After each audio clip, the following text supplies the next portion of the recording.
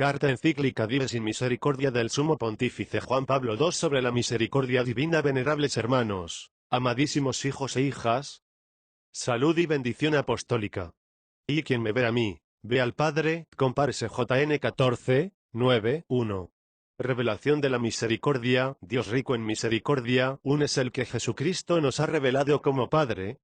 Cabalmente su Hijo, en sí mismo, nos lo ha manifestado y nos lo ha hecho conocer. 2. A este respecto, es digno de recordar aquel momento en que Felipe, uno de los 12 apóstoles, dirigiéndose a Cristo, le dijo: Señor, muéstranos al Padre y nos basta. Jesús le respondió: tanto tiempo ha que estoy con vosotros y no me habéis conocido. El que me ha visto a mí ha visto al Padre. 3. Estas palabras fueron pronunciadas en el discurso de despedida, al final de la cena pascual, a la que siguieron los acontecimientos de aquellos días santos, en que debía quedar corroborado de una vez para siempre el hecho de que Dios, que es rico en misericordia, por el gran amor con que nos amó, y estando nosotros muertos por nuestros delitos, nos dio vida por Cristo. 4. Siguiendo las enseñanzas del Concilio Vaticano II y en correspondencia con las necesidades particulares de los tiempos en que vivimos, he dedicado la encíclica Redemptor Hominis a la verdad sobre el hombre, verdad que nos es revelada en Cristo, en toda su plenitud y profundidad. Una exigencia de no menor importancia, en estos tiempos críticos y nada fáciles, me impulsa a descubrir una vez más en el mismo Cristo el rostro del Padre, que es misericordioso y Dios de todo consuelo. 5. Efectivamente, en la Constitución Gaudium et Spes leemos: Cristo, el nuevo Adán, manifiesta plenamente el hombre al propio hombre, y le descubre la sublimidad de su vocación, y esto lo hace en la misma revelación del misterio del Padre y de su amor. 6. Las palabras citadas son un claro testimonio de que la manifestación del hombre en la plena dignidad de su naturaleza no puede tener lugar sin la referencia, no sólo conceptual, sino también íntegramente existencial, a Dios. El hombre y su vocación suprema se desvelan en Cristo mediante la revelación del misterio del Padre y de su amor. Por esto mismo, es conveniente ahora que volvamos la mirada a este misterio, lo están sugiriendo múltiples experiencias de la Iglesia y del hombre contemporáneo, lo exigen también las invocaciones de tantos corazones humanos, con sus sufrimientos y esperanzas, sus angustias y expectación. Si es verdad que todo hombre es en cierto sentido la vía de la Iglesia, como dije en la encíclica Redemptor Hominis, al mismo tiempo el Evangelio y toda la tradición nos están indicando constantemente que hemos de recorrer esta vía con todo hombre, tal como Cristo la ha trazado, revelando en sí mismo al Padre junto con su amor. 7. En Cristo Jesús, todavía hacia el hombre, cual le ha sido confiado de una vez para siempre a la Iglesia en el mutable contexto de los tiempos, es simultáneamente un caminar al encuentro con el Padre y su amor. El Concilio Vaticano II ha confirmado esta verdad según las exigencias de nuestros tiempos. Cuanto más se centre en el hombre la misión desarrollada por la Iglesia, cuanto más sea, por decirlo así, antropocéntrica, tanto más debe corroborarse y realizarse teocéntricamente, esto es, orientarse al Padre en Cristo Jesús. Mientras las diversas corrientes del pasado y presente del pensamiento humano han sido y siguen siendo propensas a dividir e incluso contraponer el teocentrismo y el antropocentrismo, la Iglesia en cambio, siguiendo a Cristo, trata de unirlas en la historia del hombre de manera orgánica y profunda.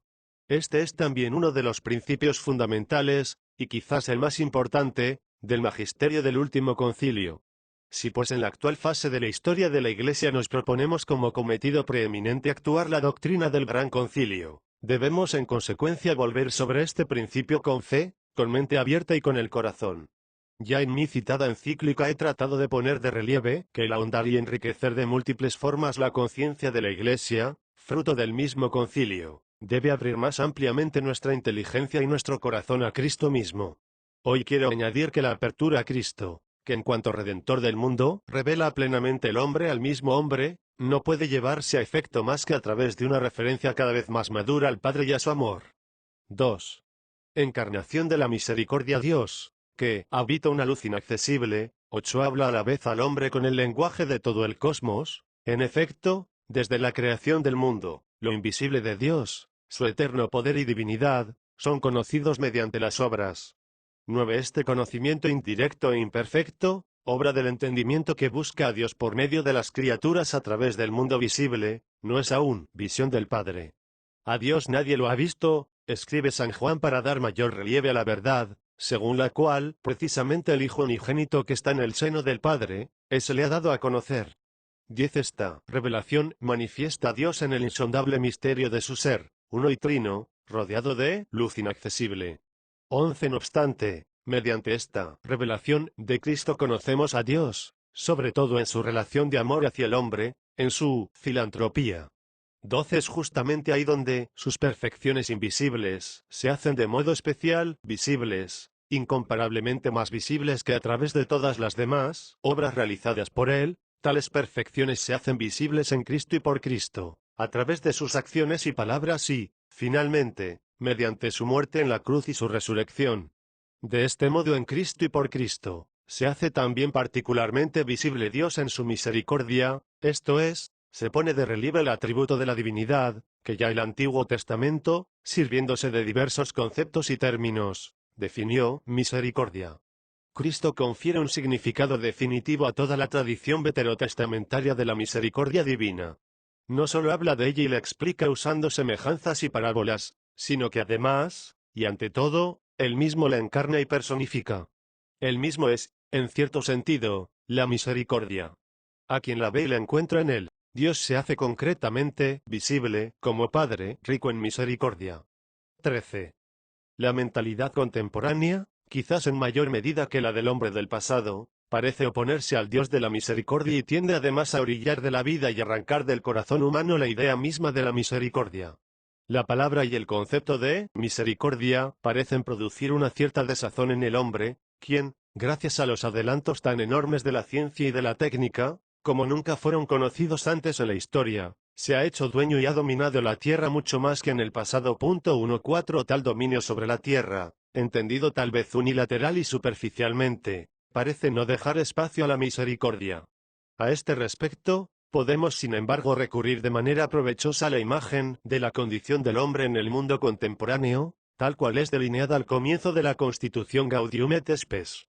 Entre otras, leemos allí las siguientes frases: de esta forma, el mundo moderno aparece a la vez poderoso y débil, capaz de lo mejor y lo peor, pues tiene abierto el camino para optar por la libertad y la esclavitud, entre el progreso o el retroceso, entre la fraternidad o el odio.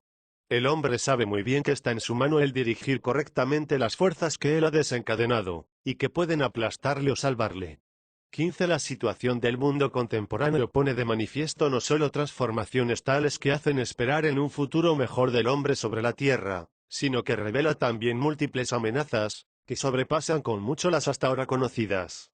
Sin cesar de denunciar tales amenazas en diversas circunstancias, como en las intervenciones ante la ONU, la UNESCO, la FAO y en otras partes, la Iglesia debe examinarlas al mismo tiempo a la luz de la verdad recibida de Dios, revelada en Cristo. La verdad acerca de Dios como Padre de la Misericordia. 16. Nos permite verlo especialmente cercano al hombre, sobre todo cuando sufre, cuando está amenazado en el núcleo mismo de su existencia y de su dignidad.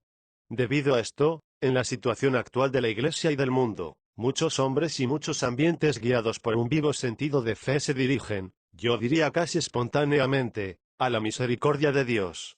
Ellos son ciertamente impulsados a hacerlo por Cristo mismo, el cual, mediante su Espíritu, actúa en lo íntimo de los corazones humanos.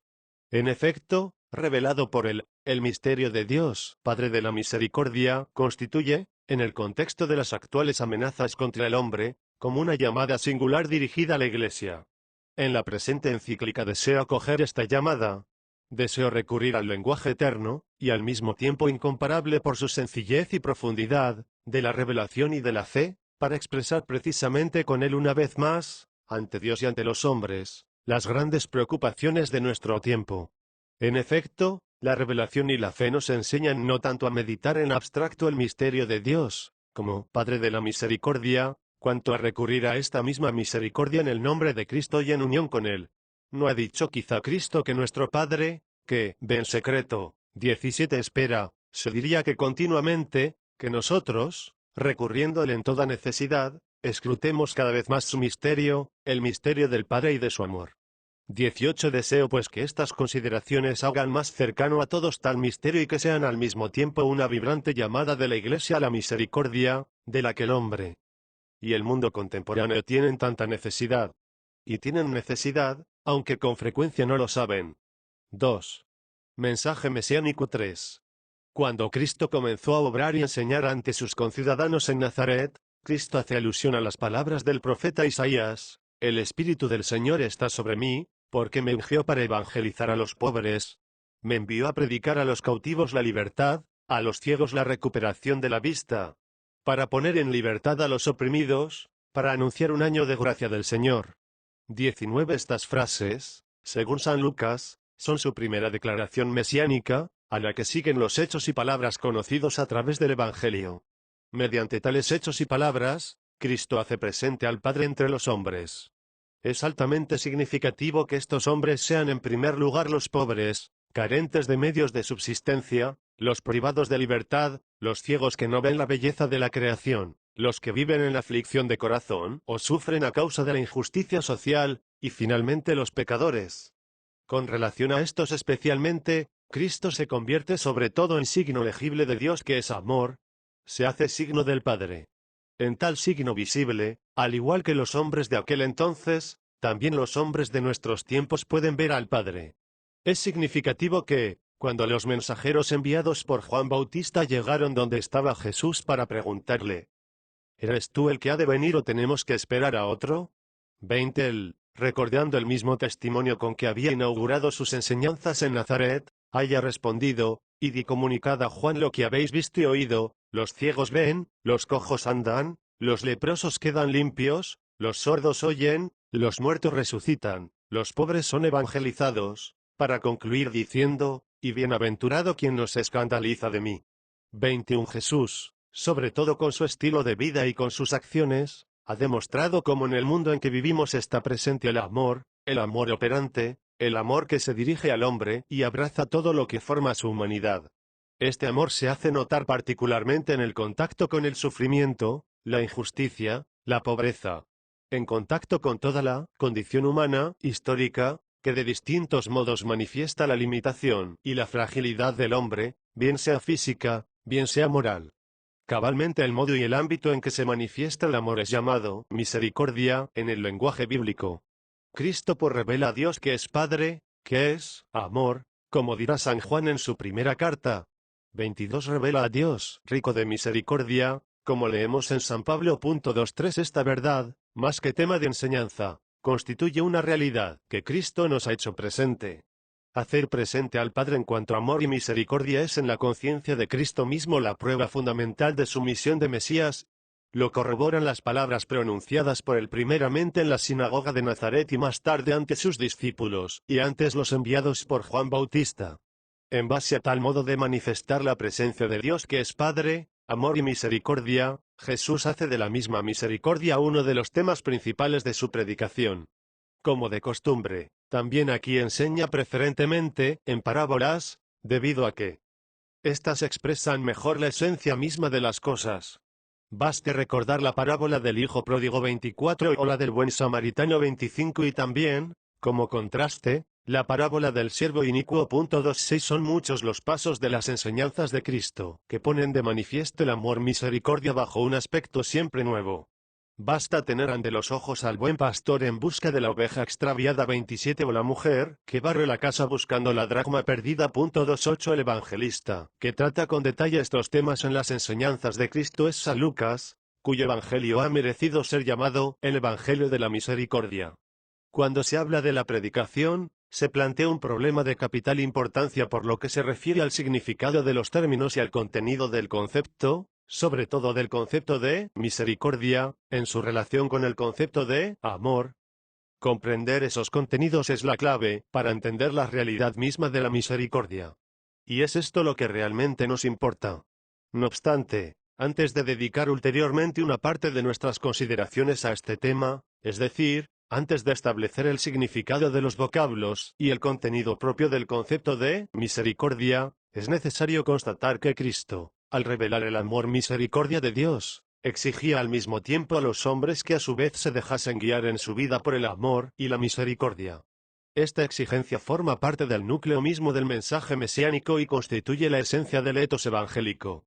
El Maestro lo expresa bien sea a través del mandamiento definido por él como el más grande, 29 bien en forma de bendición, cuando en el discurso de la montaña proclama, bienaventurados los misericordiosos, porque ellos alcanzarán misericordia.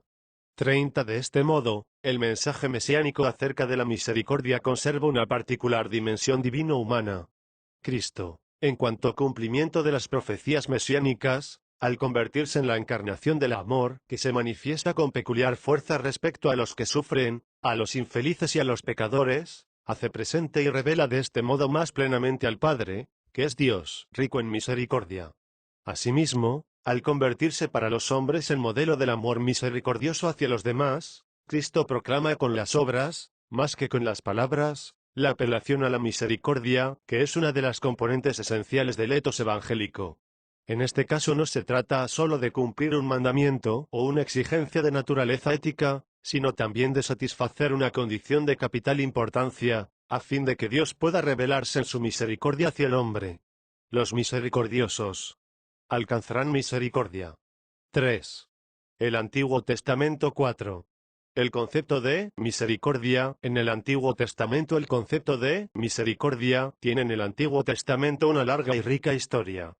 Debemos remontarnos hasta ella para que resplandezca más plenamente la misericordia revelada por Cristo.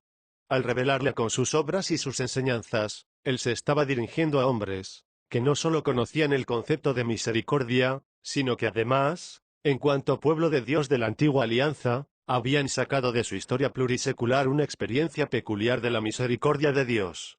Esta experiencia era social y comunitaria, como también individual e interior. Efectivamente, Israel fue el pueblo de la alianza con Dios, alianza que rompió muchas veces.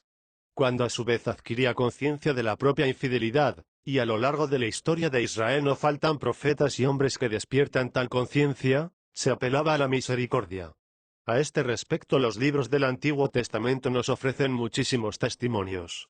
Entre los hechos y textos de mayor relieve se pueden recordar, el comienzo de la historia de los jueces, 31 la oración de Salomón al inaugurar el templo, 32 una parte de la intervención profética de Miqueas, 33 las consoladoras garantías ofrecidas por Isaías, 34 la súplica de los hebreos desterrados, 35 la renovación de la alianza después de la vuelta del exilio. 36 es significativo que los profetas en su predicación pongan la misericordia, a la que recurren con frecuencia debido a los pecados del pueblo, en conexión con la imagen incisiva del amor por parte de Dios. El Señor ama a Israel con el amor de una peculiar elección, semejante al amor de un esposo, 37 y por esto perdona sus culpas, e incluso sus infidelidades y traiciones. Cuando se ve de cara a la penitencia, a la conversión auténtica, devuelve de nuevo la gracia a su pueblo. 38 En la predicación de los profetas la misericordia significa una potencia especial del amor, que prevalece sobre el pecado y la infidelidad del pueblo elegido. En este amplio contexto social, la misericordia aparece como elemento correlativo de la experiencia interior de las personas en particular, que versan en estado de culpa o padecen toda clase de sufrimientos y desventuras. Tanto el mal físico como el mal moral o pecado hacen que los hijos e hijas de Israel se dirijan al Señor recurriendo a su misericordia. Así lo hace David, con la conciencia de la gravedad de su culpa. 39 Y así lo hace también Job, después de sus rebeliones, en medio de su tremenda desventura. 40 Él se dirige igualmente a Esther, consciente de la amenaza mortal a su pueblo. 41 En los libros del Antiguo Testamento podemos ver otros muchos ejemplos. 42 En el origen de esta multiforme convicción comunitaria y personal, como puede comprobarse por todo el Antiguo Testamento a lo largo de los siglos, se coloca la experiencia fundamental del pueblo elegido, vivida en tiempos del Éxodo. El Señor vio la miseria de su pueblo, reducido a la esclavitud, oyó su grito, conoció sus angustias y decidió liberarlo. 43 En este acto de salvación llevado a cabo por el Señor, el profeta supo individuar su amor y compasión. 44 Es aquí precisamente donde radica la seguridad que abriga a todo el pueblo y cada uno de sus miembros en la misericordia divina, que se puede invocar en circunstancias dramáticas. A esto se añade el hecho de que la miseria del hombre es también su pecado. El pueblo de la antigua alianza conoció esta miseria desde los tiempos del Éxodo, cuando levantó el becerro de oro. Sobre este gesto de ruptura de la alianza, triunfó el Señor mismo, manifestándose solemnemente a Moisés como Dios de ternura y de gracia, lento a la ira y rico en misericordia y fidelidad. 45 Es en esta revelación central donde el pueblo elegido y cada uno de sus miembros encontrarán, después de toda culpa, la fuerza y la razón para dirigirse al Señor con el fin de recordarle lo que le había revelado de sí mismo. 46 y para implorar su perdón. Y así, tanto en sus hechos como en sus palabras, el Señor ha revelado su misericordia desde los comienzos del pueblo que escogió para sí y, a lo largo de la historia, este pueblo se ha confiado continuamente, tanto en las desgracias como en la toma de conciencia de su pecado, al Dios de las misericordias. Todos los matices del amor se manifiestan en la misericordia del Señor para con los suyos. Él es su Padre. 47 ya que Israel es su hijo primogénito. 48 Él es también esposo de la que el profeta anuncia con un nombre nuevo, Ruama, muy amada, porque será tratada con misericordia. 49 Incluso cuando, exasperado por la infidelidad de su pueblo, el Señor decide acabar con él, siguen siendo la ternura y el amor generoso para con él mismo lo que le hace superar su cólera. 50 Es fácil entonces comprender por qué los salmistas, cuando desean cantar las alabanzas más sublimes del Señor, entonan himnos al Dios del amor, de la ternura, de la misericordia y de la fidelidad. 51 De todo esto se deduce que la misericordia no pertenece únicamente al concepto de Dios, sino que es algo que caracteriza la vida de todo el pueblo de Israel y también de sus propios hijos e hijas, es el contenido de la intimidad con su Señor, el contenido de su diálogo con Él. Bajo este aspecto precisamente la misericordia es expresada en los libros del Antiguo Testamento con una gran riqueza de expresiones. Sería quizá difícil buscar en estos libros una respuesta puramente teórica a la pregunta sobre en qué consiste la misericordia en sí misma. No obstante, ya la terminología que en ellos se utiliza, puede decirnos mucho a tal respecto. 52 El Antiguo Testamento proclama la misericordia del Señor sirviéndose de múltiples términos de significado afín entre ellos. Se diferencian en su contenido peculiar, pero tienden, podríamos decir, desde angulaciones diversas hacia un único contenido fundamental para expresar su riqueza trascendental y al mismo tiempo acercarle al hombre bajo distintos aspectos. El Antiguo Testamento anima a los hombres desventurados, en primer lugar a quienes versan bajo el peso del pecado, al igual que a todo Israel que se había adherido a la alianza con Dios, a recurrir a la misericordia, y les concede contar con ella, la recuerda en los momentos de caída y de desconfianza. Seguidamente, de gracias y gloria cada vez que se ha manifestado y cumplido, bien sea en la vida del pueblo, bien en la vida de cada individuo. De este modo, la misericordia se contrapone en cierto sentido a la justicia divina y se revela en multitud de casos no solo más poderosa, sino también más profunda que ella. Ya el Antiguo Testamento enseña que, si bien la justicia es auténtica virtud en el hombre y, en Dios, significa la más grande que ella, es superior en el sentido de que es primario y fundamental. El amor, por así decirlo, condiciona la justicia y en definitiva la justicia es servidora de la caridad.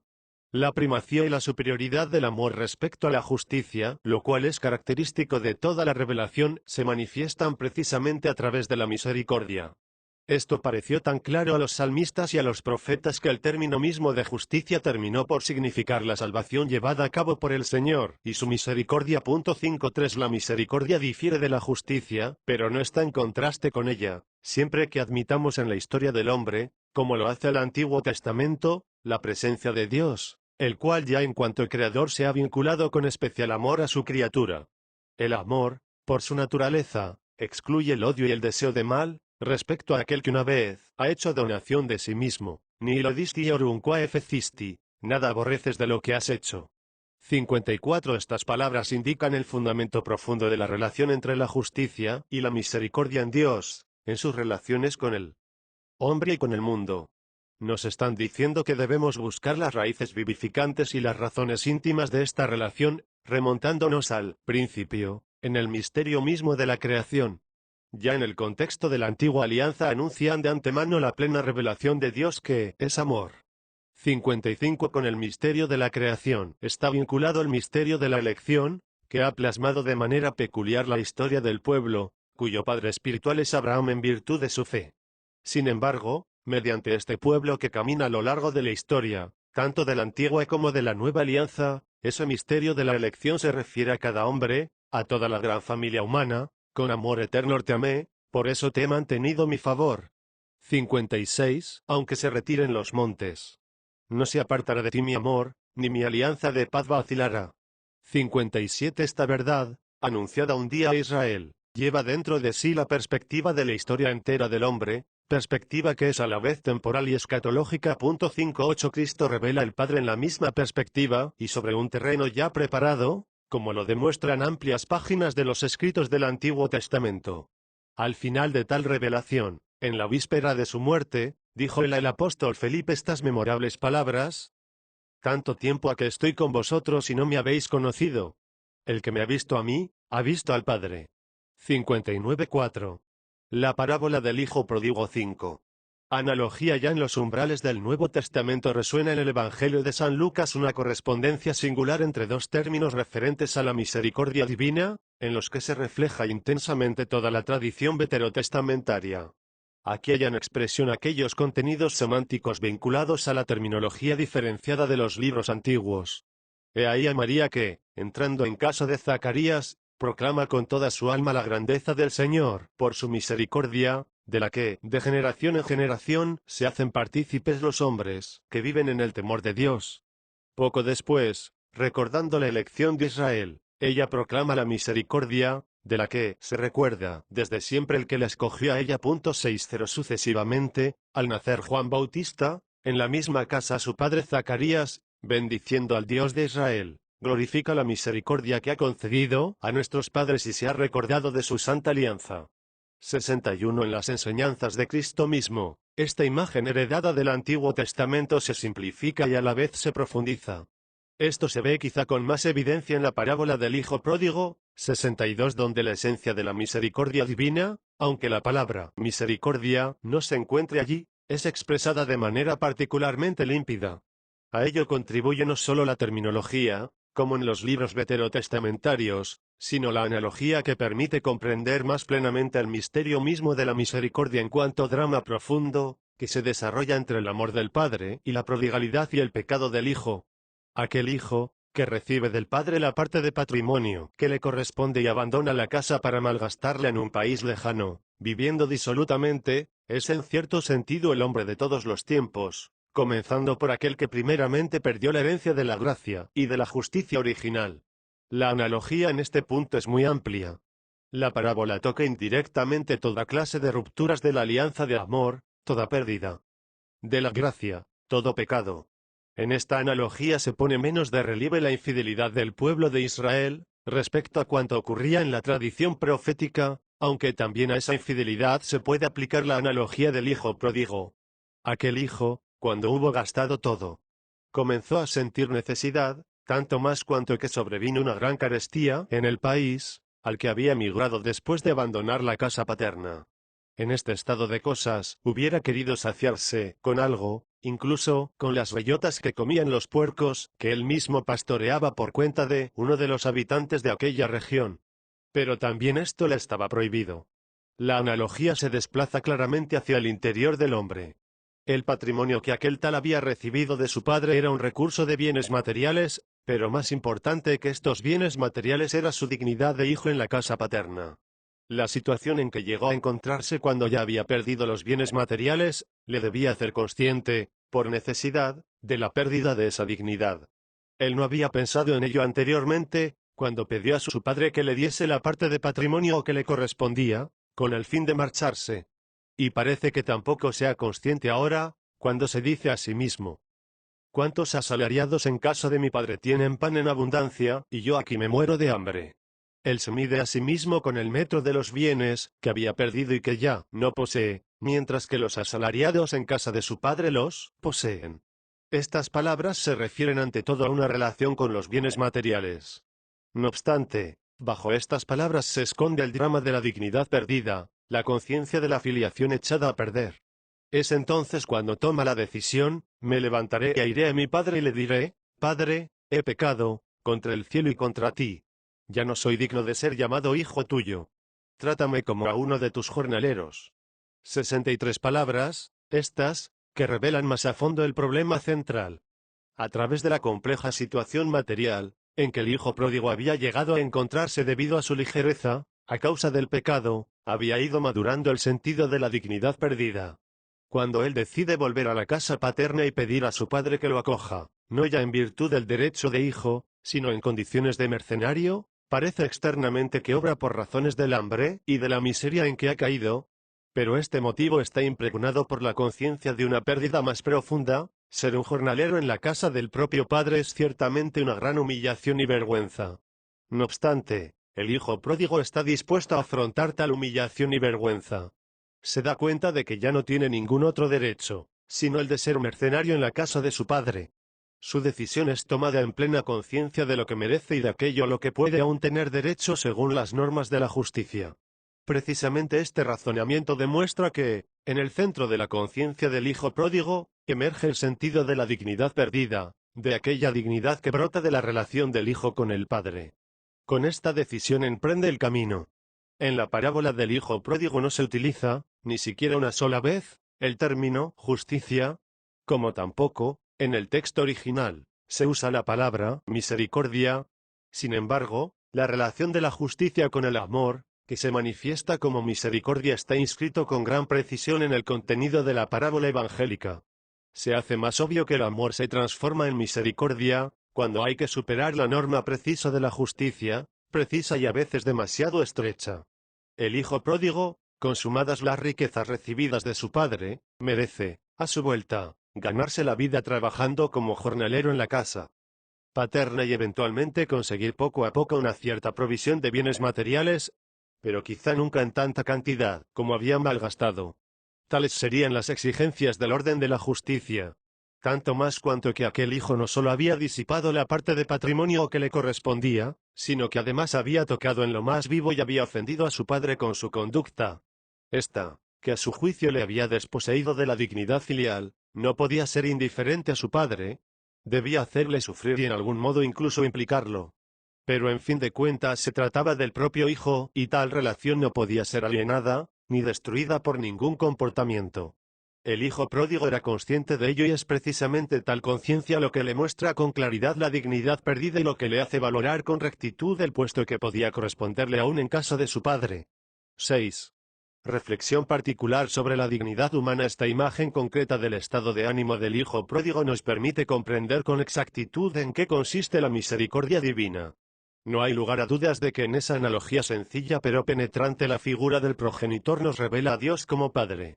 El comportamiento del padre de la parábola, su modo de obrar que pone de manifiesto su actitud interior, nos permite hallar cada uno de los hilos de la visión veterotestamentaria de la misericordia, en una síntesis completamente nueva, llena de sencillez y de profundidad. El padre del hijo pródigo es fiel a su paternidad, fiel al amor que desde siempre sentía por su hijo. Tal fidelidad se expresa en la parábola no solo con la inmediata prontitud en acogerlo cuando vuelve a casa después de haber malgastado el patrimonio. Se expresa aún más plenamente con aquella alegría, con aquel aire festivo tan generoso respecto al disipador después de su vuelta, de tal manera que suscita contrariedad y envidia en el hermano mayor, que no se había alejado nunca del padre ni había abandonado la casa. La fidelidad a sí mismo por parte del padre, un comportamiento ya conocido por el término veterotestamentario, esed, es expresada al mismo tiempo de manera singularmente impregnada de amor. Leemos en efecto que cuando el padre divisó de lejos al hijo pródigo que volvía a casa, le salió conmovido al encuentro, le echó los brazos al cuello y lo besó. 64 Está obrando ciertamente a impulsos de un profundo afecto, lo cual explica también su generosidad hacia el hijo, aquella generosidad que indignará tanto al hijo mayor. Sin embargo, las causas de la conmoción hay que buscarlas más en profundidad. Sí, el padre es consciente de que se ha salvado un bien fundamental, el bien de la humanidad de su hijo. Si bien éste había malgastado el patrimonio, no obstante ha quedado a salvo su humanidad. Es más, ésta ha sido de algún modo encontrada de nuevo. Lo dicen las palabras dirigidas por el padre al hijo mayor: había que hacer fiesta y alegrarse porque este hermano tuyo había muerto y ha resucitado, se había perdido y ha sido hallado. 65 En el mismo capítulo 15 del Evangelio de San Lucas, leemos la parábola de la oveja extraviada 66 y sucesivamente de la dracma perdida. 67 Se pone siempre de relieve la misma alegría, presente en el caso del hijo pródigo. La fidelidad del padre a sí mismo está totalmente centrada en la humanidad del hijo perdido, en su dignidad. Así se explica ante todo la alegre conmoción por su vuelta a casa. Prosiguiendo, se puede decir por tanto que el amor hacia el hijo, el amor que brota de la esencia misma de la paternidad, obliga en cierto sentido al padre a tener solicitud por la dignidad del hijo. Esta solicitud constituye la medida de su amor, como escribirá San Pablo, La caridad es paciente, es benigna. No es interesada, no se irrita. No se alegra de la injusticia, se complace en la verdad. Todo lo espera, todo lo tolera, y no pasa jamás. 68. La misericordia, tal como Cristo nos la ha presentado en la parábola del Hijo Pródigo, tiene la forma interior del amor, que en el Nuevo Testamento se llama agape. Tal amor es capaz de inclinarse hacia todo hijo pródigo, toda miseria humana y singularmente hacia toda miseria moral o pecado. Cuando esto ocurre, el que es objeto de misericordia no se siente humillado, sino como hallado de nuevo y revalorizado. El Padre le manifiesta, particularmente, su alegría por haber sido hallado de nuevo y por haber resucitado. Esta alegría indica un bien inviolado, un hijo, por más que sea pródigo, no deja de ser hijo real de su padre. Indica además un bien hallado de nuevo, que en el caso del hijo pródigo fue la vuelta a la verdad de sí mismo. Lo que ha ocurrido en la relación del padre con el hijo, en la parábola de Cristo, no se puede valorar desde fuera. Nuestros prejuicios en torno al tema de la misericordia son a lo más el resultado de una valoración exterior. Ocurre a veces que, siguiendo tal sistema de valoración, percibimos principalmente en la misericordia una relación de desigualdad entre el que la ofrece y el que la recibe. Consiguientemente estamos dispuestos a deducir que la misericordia difama a quien la recibe y ofende la dignidad del hombre. La parábola del hijo pródigo demuestra cuán diversa es la realidad. La relación de misericordia se funda en la común experiencia de aquel bien que es el hombre, sobre la común experiencia de la dignidad que le es propia. Esta experiencia común hace que el hijo pródigo comience a verse a sí mismo y sus acciones con toda verdad. Semejante visión en la verdad es auténtica humildad. En cambio, para el padre, y precisamente por esto, el hijo se convierte en un bien particular. El padre ve el bien que se han realizado con una claridad tan límpida, gracias a una irradiación misteriosa de la verdad y del amor, que parece olvidarse de todo el mal que el hijo había cometido. La parábola del hijo pródigo expresa de manera sencilla, pero profunda la realidad de la conversión. Esta es la expresión más concreta de la obra del amor y de la presencia de la misericordia en el mundo humano. El significado verdadero y propio de la misericordia en el mundo no consiste únicamente en la mirada, aunque sea la más penetrante y compasiva, dirigida al mal moral, físico o material. La misericordia se manifiesta en su aspecto verdadero y propio, cuando revalida, promueve y extrae el bien de todas las formas de mal existentes en el mundo y en el hombre. Así entendida, constituye el contenido fundamental del mensaje mesiánico de Cristo y la fuerza constitutiva de su misión. Así entendían también y practicaban la misericordia sus discípulos y seguidores. Ella no cesó nunca de revelarse en sus corazones y en sus acciones, como una prueba singularmente creadora del amor que no se deja vencer por el mal, sino que vence con el bien al mal. 69. Es necesario que el rostro genuino de la misericordia sea siempre desvelado de nuevo. No obstante múltiples prejuicios, ella se presenta particularmente necesaria en nuestros tiempos. El misterio pascual 7. Misericordia revelada en la cruz y en la resurrección. El mensaje mesiánico de Cristo y su actividad entre los hombres terminan con la cruz y la resurrección.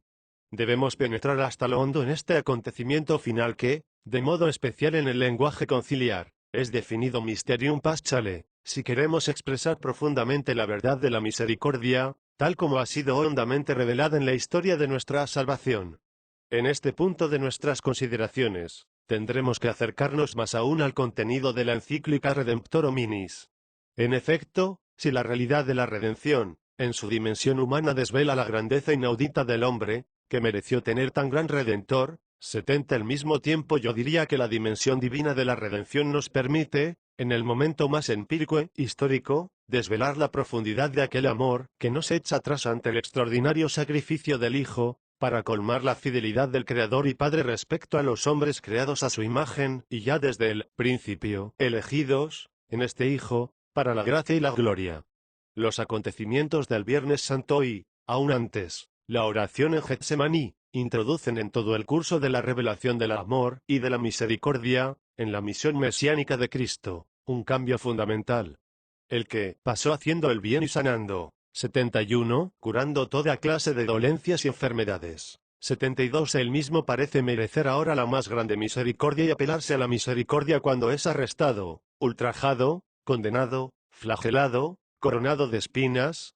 cuando es clavado en la cruz, y expira entre terribles tormentos. 73 Es entonces cuando merece de modo particular la misericordia de los hombres, a quienes ha hecho el bien, y no la recibe. Incluso aquellos que están más cercanos a él, no saben protegerlo y arrancarlo de las manos de los opresores. En esta etapa final de la función mesiánica se cumplen en Cristo las palabras pronunciadas por los profetas, sobre todo Isaías, acerca del siervo de Yahvé: por sus llagas hemos sido curados. 74 Cristo, en cuanto hombre que sufre realmente y de modo terrible en el huerto de los olivos y en el Calvario, se dirige al Padre, aquel Padre, cuyo amor ha predicado a los hombres, cuya misericordia ha testimoniado con todas sus obras. Pero no le es ahorrado, precisamente a él, el tremendo sufrimiento de la muerte en cruz. A quien no conoció el pecado, Dios le hizo pecado por nosotros. 75 Escribía San Pablo, resumiendo en pocas palabras toda la profundidad del misterio de la cruz, y a la vez la dimensión divina de la realidad de la redención. Justamente esta redención es la revelación última y definitiva de la santidad de Dios, que es la plenitud absoluta de la perfección, plenitud de la justicia y del amor, ya que la justicia se funda sobre el amor, mana de él y tiende hacia él. En la pasión y muerte de Cristo, en el hecho de que el Padre no perdonó la vida a su Hijo, sino que lo hizo pecado por nosotros. 76, se expresa la justicia absoluta, porque Cristo sufre la pasión y la cruz a causa de los pecados de la humanidad. Esto es incluso una sobreabundancia de la justicia, ya que los pecados del hombre son compensados por el sacrificio del hombre Dios. Sin embargo, tal justicia, que es propiamente justicia a medida de Dios, nace toda ella del amor del Padre y del Hijo, y fructifica toda ella en el amor. Precisamente por esto la justicia divina, revelada en la cruz de Cristo, es a medida de Dios, porque nace del amor y se completa en el amor, generando frutos de salvación. La dimensión divina de la redención no se actúa solamente haciendo justicia del pecado, sino restituyendo al amor su fuerza creadora en el interior del hombre, gracias a la cual él tiene acceso de nuevo a la plenitud de vida y de santidad, que viene de Dios. De este modo la redención comporta la revelación de la misericordia en su plenitud. El misterio pascual es el culmen de esta revelación y actuación de la misericordia, que es capaz de justificar al hombre, de restablecer la justicia en el sentido del orden salvífico querido por Dios desde el principio para el hombre y, mediante el hombre, en el mundo. Cristo que sufre, habla sobre todo al hombre, y no solamente al creyente. También el hombre no creyente podrá descubrir en él la elocuencia de la solidaridad con la suerte humana, como también la armoniosa plenitud de una dedicación desinteresada a la causa del hombre, a la verdad y al amor. La dimensión divina del misterio pascual llega sin embargo a mayor profundidad aún. La cruz colocada sobre el Calvario, donde Cristo tiene su último diálogo con el Padre, emerge del núcleo mismo de aquel amor, del que el hombre, creado a imagen y semejanza de Dios, ha sido gratificado según el eterno designio divino. Dios, tal como Cristo ha revelado, no permanece solamente en estrecha vinculación con el mundo, en cuanto creador y fuente última de la existencia. Él es además Padre, con el hombre, llamado por él a la existencia en el mundo visible, está unido por un vínculo más profundo aún que el de creador. Es el amor, que no solo crea el bien, sino que hace participar en la vida misma de Dios, Padre, Hijo y Espíritu Santo. En efecto, el que ama desea darse a sí mismo. La cruz de Cristo sobre el Calvario surge en el camino de aquel admirabile commercium, de aquel admirable comunicarse de Dios al hombre en el que está contenida a su vez la llamada dirigida al hombre, a fin de que, donándose a sí mismo Dios y donando consigo mismo todo el mundo visible, participe en la vida divina, y para que como hijo adoptivo se haga partícipe de la verdad y del amor que está en Dios y proviene de Dios. Justamente en el camino de la elección eterna del hombre a la dignidad de hijo adoptivo de Dios, se alza en la historia la cruz de Cristo, Hijo unigénito que, en cuanto luz de luz, Dios verdadero de Dios verdadero, 77 hectáreas venido para dar el testimonio último de la admirable alianza de Dios con la humanidad, de Dios con el hombre, con todo hombre. Esta alianza tan antigua como el hombre, se remonta al misterio mismo de la creación, restablecida posteriormente en varias ocasiones con un único pueblo elegido, es asimismo la alianza nueva y definitiva, establecida allí, en el Calvario, y no limitada ya a un único pueblo, a Israel, sino abierta a todos y cada uno. ¿Qué nos está diciendo pues la cruz de Cristo, que es en cierto sentido la última palabra de su mensaje y de su misión mesiánica? Y sin embargo esta no es aún la última palabra del Dios de la alianza, esa palabra será pronunciada en aquella alborada, cuando las mujeres primero y los apóstoles después, venidos al sepulcro de Cristo crucificado, verán la tumba vacía y proclamarán por vez primera, ha resucitado. Ellos lo repetirán a los otros y serán testigos de Cristo resucitado. No obstante, también en esta glorificación del Hijo de Dios sigue estando presente la cruz, la cual, a través de todo el testimonio mesiánico del hombre Hijo, que sufrió en ella la muerte, habla y no cesa nunca de decir que Dios Padre, que es absolutamente fiel a su eterno amor por el hombre, ya que tanto amó al mundo, por tanto al hombre en el mundo, que le dio a su Hijo unigénito, para que quien crea en él no muera, sino que tenga la vida eterna. 78. Creer en el Hijo crucificado significa ver al Padre. 79. Significa creer que el amor está presente en el mundo y que este amor es más fuerte que toda clase de mal, en que el hombre, la humanidad, el mundo están metidos. Creer en ese amor significa creer en la misericordia. En efecto, es esta la dimensión indispensable del amor, es como su segundo nombre y a la vez el modo específico de su revelación y actuación respecto a la realidad del mal presente en el mundo que afecta al hombre y lo asedia, que se insinúa a sí mismo en su corazón y puede hacerle perecer en la ajena. 88. Amor más fuerte que la muerte, más fuerte que el pecado. La cruz de Cristo en el Calvario es asimismo testimonio de la fuerza del mal contra el mismo Hijo de Dios, contra aquel que, único entre los hijos de los hombres, era por su naturaleza absolutamente inocente y libre de pecado, y cuya venida al mundo estuvo exenta de la desobediencia de Adán y de la herencia del pecado original. Y he ahí que, precisamente en él, en Cristo, se hace justicia del pecado a precio de su sacrificio, de su obediencia, hasta la muerte. 81. Al que estaba sin pecado, Dios lo hizo pecado en favor nuestro.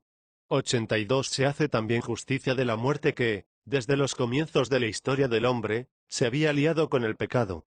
Este hacer justicia de la muerte se lleva a cabo bajo el precio de la muerte del que estaba sin pecado y del único que podía, mediante la propia muerte, infligir la muerte a la misma muerte. 83. De este modo la cruz de Cristo, sobre la cual el Hijo, consubstancial al Padre, hace plena justicia a Dios, es también una revelación radical de la misericordia, es decir, del amor que sale al encuentro de lo que constituye la raíz misma del mal en la historia del hombre, al encuentro del pecado y de la muerte. La cruz es la inclinación más profunda de la divinidad hacia el hombre, y todo lo que el hombre, de modo especial en los momentos difíciles y dolorosos, llama su infeliz destino. La cruz es como un toque del amor eterno sobre las heridas más dolorosas de la existencia terrena del hombre, es el cumplimiento, hasta el final, del programa mesiánico que Cristo formuló una vez en la sinagoga de Nazaret 84 y repitió más tarde ante los enviados de Juan Bautista. 85. Según las palabras ya escritas en la profecía de Isaías 86. Tal programa consistía en la revelación del amor misericordioso a los pobres, los que sufren, los prisioneros, los ciegos, los oprimidos y los pecadores. En el misterio pascual es superado el límite del mal múltiple, del que se hace partícipe el hombre en su existencia terrena. La cruz de Cristo, en efecto, nos hace comprender las raíces más profundas del mal que ahondan en el pecado y en la muerte, y así la cruz se convierte en un signo escatológico solamente en el cumplimiento escatológico y en la renovación definitiva del mundo. El amor vencerá en todos los elegidos las fuentes más profundas del mal, dando como fruto plenamente maduro el reino de la vida, de la santidad y de la inmortalidad gloriosa. El fundamento de tal cumplimiento escatológico está encerrado ya en la cruz de Cristo y en su muerte. El hecho de que Cristo ha resucitado al tercer día, 87, constituye el signo final de la misión mesiánica, signo que corona la entera revelación del amor misericordioso en el mundo sujeto al mal. Esto constituye a la vez el signo que preanuncia un cielo nuevo y una tierra nueva. 88. Cuando Dios enjugará las lágrimas de nuestros ojos, no habrá ya muerte, ni luto, ni llanto, ni afán, porque las cosas de antes han pasado. 89. En el cumplimiento escatológico, la misericordia se revelará como amor, mientras que en la temporalidad, en la historia del hombre, que es a la vez historia de pecado y de muerte, el amor debe revelarse ante todo como misericordia y actuarse en cuanto tal. El programa mesiánico de Cristo, programa de misericordia, se convierte en el programa de su pueblo, el de su iglesia.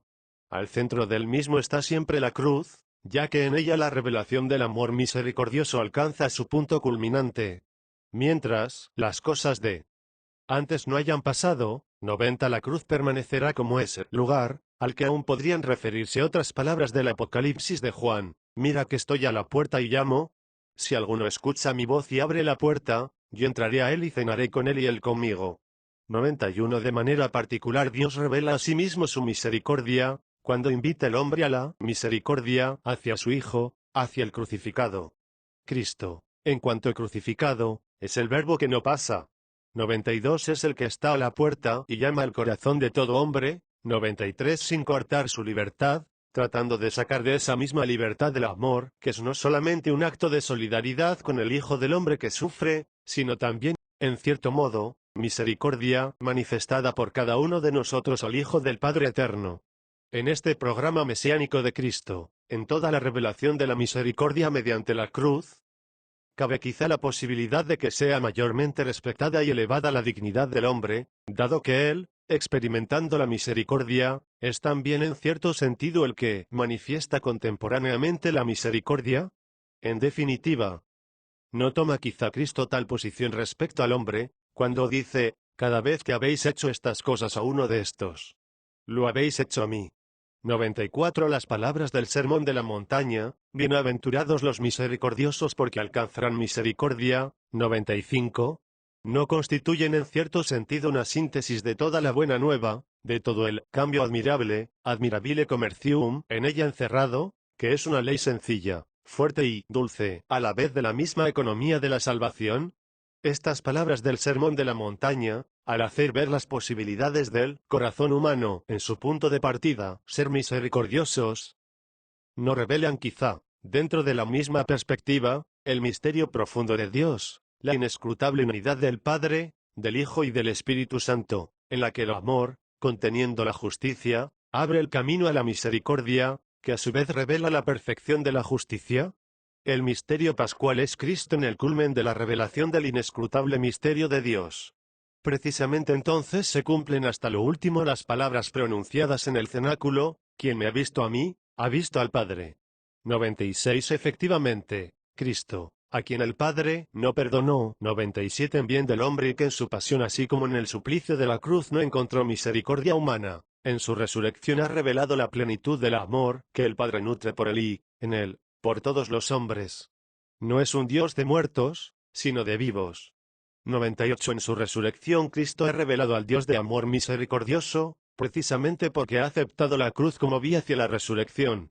Por esto, cuando recordamos la cruz de Cristo, su pasión y su muerte, nuestra fe y nuestra esperanza se centran en el resucitado, en Cristo que, la tarde de aquel mismo día, el primero después del sábado, se presentó en medio de ellos, en el cenáculo, donde estaban los discípulos. Alentó sobre ellos y les dijo: recibid el Espíritu Santo. A quienes perdonéis los pecados les serán perdonados y a quienes los retengáis les serán retenidos. 99 Este es el Hijo de Dios que en su resurrección ha experimentado de manera radical en sí mismo la misericordia, es decir, el amor del Padre que es más fuerte que la muerte. Y es también el mismo Cristo, Hijo de Dios, quien al término, y en cierto sentido, más allá del término, de su misión mesiánica, se revela a sí mismo como fuente inagotable de la misericordia, del mismo amor que, en la perspectiva ulterior de la historia de la salvación, en la Iglesia, debe confirmarse perennemente más fuerte que el pecado. El Cristo pascual es la encarnación definitiva de la misericordia, su signo viviente, histórico salvífico y a la vez escatológico. En el mismo espíritu, la liturgia del tiempo pascual pone en nuestros labios las palabras del Salmo: cantaré eternamente las misericordias del Señor. 109. La Madre de la Misericordia. En estas palabras pascuales de la Iglesia resuenan en la plenitud de su contenido profético las ya pronunciadas por María durante la visita hecha a Isabel, mujer de Zacarías, su misericordia de generación en generación. 101 Ellas, ya desde el momento de la encarnación, abren una nueva perspectiva en la historia de la salvación. Después de la resurrección de Cristo, esta perspectiva se hace nueva en el aspecto histórico y, a la vez, lo es en sentido escatológico. Desde entonces se van sucediendo siempre nuevas generaciones de hombres dentro de la inmensa familia humana, en dimensiones crecientes. Se van sucediendo además nuevas generaciones del pueblo de Dios, marcadas por el estigma de la cruz y de la resurrección, selladas 102 a su vez con el signo del misterio pascual de Cristo, Revelación absoluta de la misericordia proclamada por María en el umbral de la casa de su pariente, su misericordia de generación en generación. 103. Además, María es la que de manera singular y excepcional ha experimentado, como nadie, la misericordia y, también de manera excepcional, ha hecho posible con el sacrificio de su corazón la propia participación en la revelación de la misericordia divina. Tal sacrificio está estrechamente vinculado con la cruz de su Hijo, a cuyos pies ella se encontraría en el Calvario. Este sacrificio suyo es una participación singular en la revelación de la misericordia, es decir, en la absoluta fidelidad de Dios al propio amor, a la alianza querida por él desde la eternidad y concluida en el tiempo con el hombre, con el pueblo, con la humanidad. Es la participación en la revelación definitivamente cumplida a través de la cruz. Nadie ha experimentado, como la madre del crucificado, el misterio de la cruz, el pasmoso encuentro de la trascendente justicia divina con el amor, el beso dado por la misericordia a la justicia. 104. Nadie como ella, María, ha acogido de corazón ese misterio, aquella dimensión verdaderamente divina de la redención, llevada a efecto en el Calvario mediante la muerte de su Hijo, junto con el sacrificio de su corazón de madre, junto con su fiat definitivo. María pues es la que conoce más a fondo el misterio de la misericordia divina. Sabe su precio y sabe cuán alto es. En este sentido la llamamos también Madre de la Misericordia, Virgen de la Misericordia o Madre de la Divina Misericordia. En cada uno de estos títulos se encierra un profundo significado teológico, porque expresan la preparación particular de su alma, de toda su personalidad, sabiendo ver primeramente a través de los complicados acontecimientos de Israel, y de todo hombre y de la humanidad entera después, aquella misericordia de la que, por todas las generaciones, 105 nos hacemos partícipes según el eterno designio de la Santísima Trinidad. Los susodichos títulos que atribuimos a la Madre de Dios nos hablan no obstante de ella, por encima de todo, como Madre del crucificado y del resucitado, como de aquella que, habiendo experimentado la misericordia de modo excepcional, merece de igual manera tal misericordia a lo largo de toda su vida terrena, en particular a los pies de la cruz de su Hijo.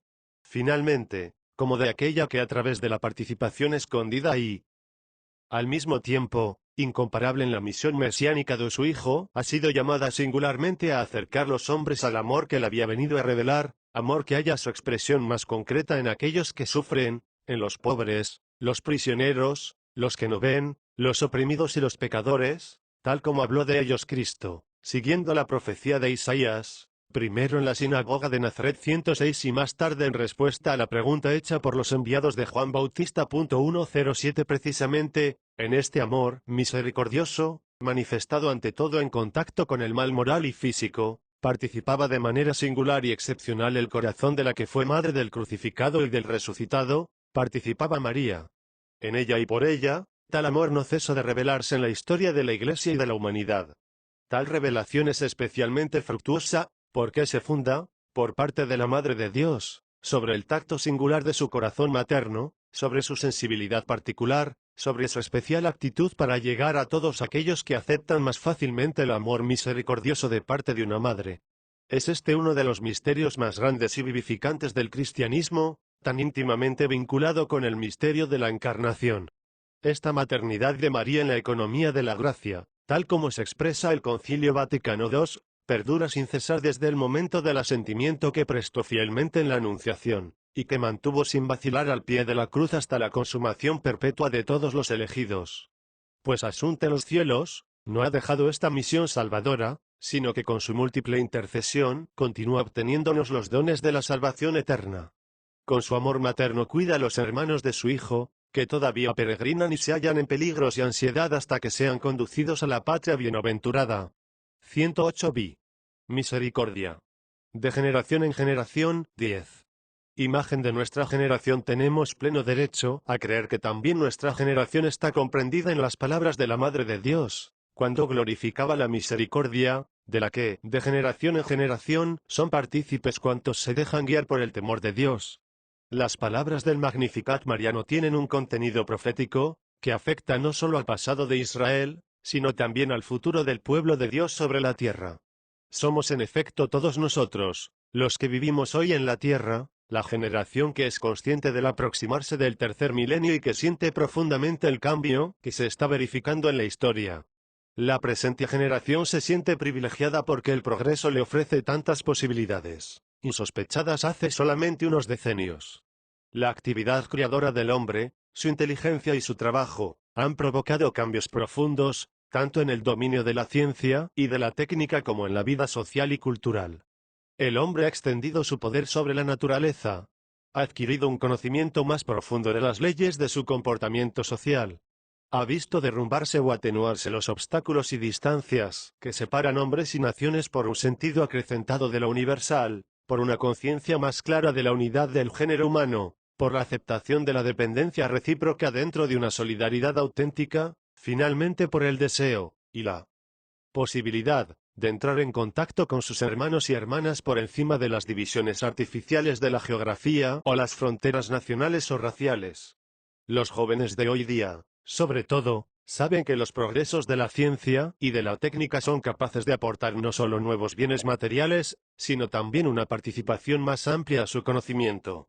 El desarrollo de la informática, por ejemplo, multiplicará la capacidad creadora del hombre y le permitirá el acceso a las riquezas intelectuales y culturales de otros pueblos.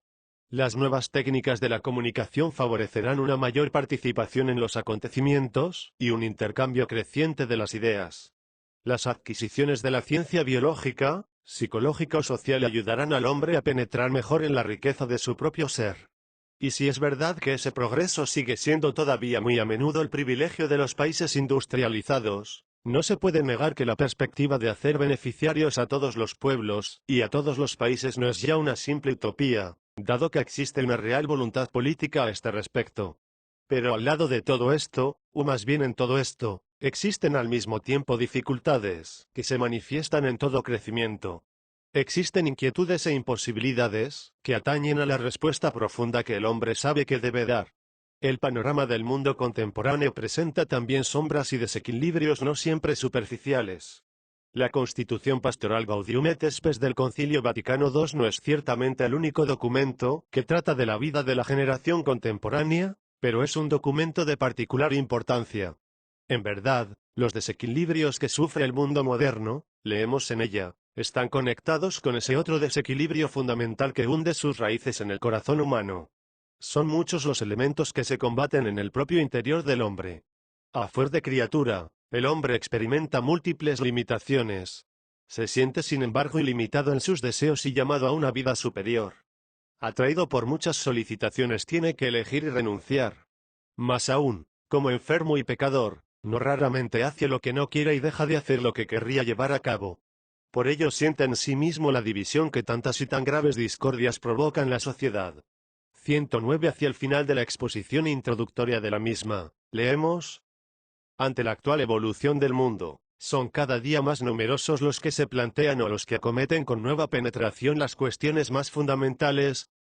¿Qué es el hombre?